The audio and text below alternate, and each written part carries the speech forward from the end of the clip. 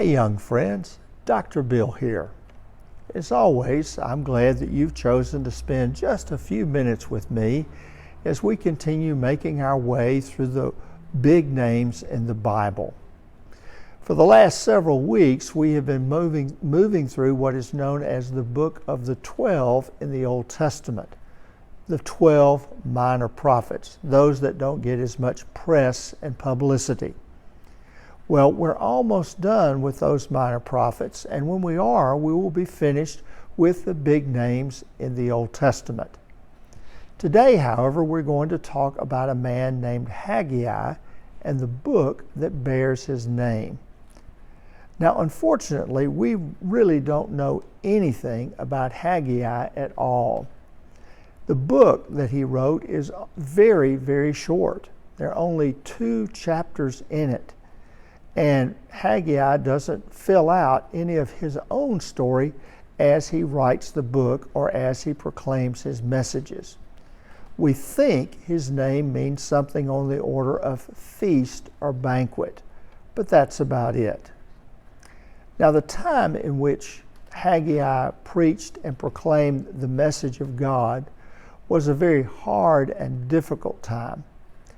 The people of Israel had returned to their homeland after having been held captive in Babylon for 70 or more years. And when they returned back to Israel, when they returned to the city of Jerusalem, they found everything in utter ruin. It's kind of like the news reports we may have seen over the last week from Florida. Hurricane Ian swept across Florida and just destroyed everything in its path.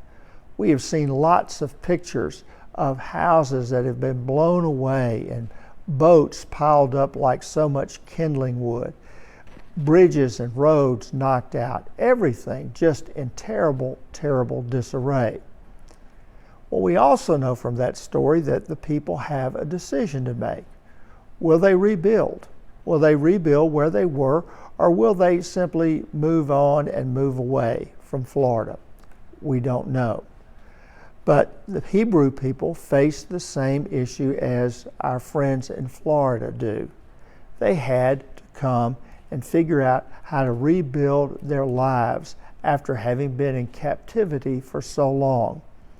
And so they got busy, and they started working on clearing away all of the rubble and starting to build houses and places for their business and all of that necessary and important stuff. But the word of the Lord came to Haggai, and there was a single question God wanted to pose to his people. God asked, "You have been so busy building your own homes. Why is there no house for me? Why is there no new temple?" Now, apparently, when the Hebrew people returned from exile, they did go to the Temple Mount, the place where the temple had been, and they cleared it off. They got rid of all the rubble and the stone and all of that, and they erected an altar there where they could worship. But that's all they did.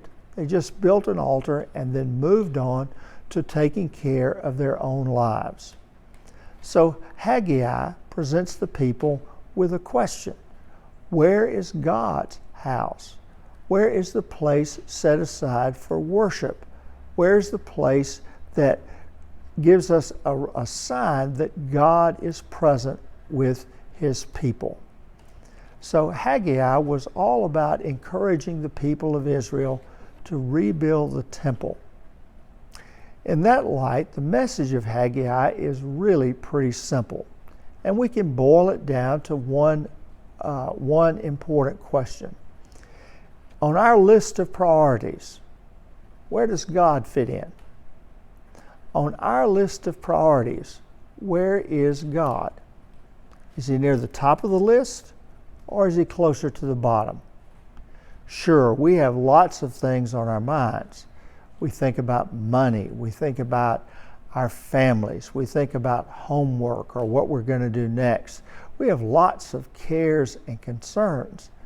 And sometimes we can have so many cares and concerns that we don't think about God at all, or we don't give God any kind of place or room in our hearts. Well, Haggai asks us the question, is there a house within your life and my life for God? Is there a place in our lives for God? And that's a very, very important question.